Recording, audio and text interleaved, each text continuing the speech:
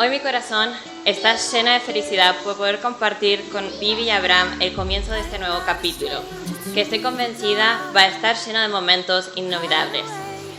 Cuñe, quería darte las gracias por hacer feliz a mi hermana, por cuidarla y brindarle todo, de igual modo que haces con mi familia.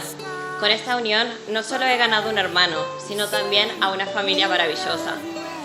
A ti, hermana, tengo que decirte que te ves hermosa, y no lo digo solo por el vestido, sino porque irradias felicidad. Tú eres una de las personas más imprescindibles de mi vida. No solo eres mi hermana, también mi mejor amiga.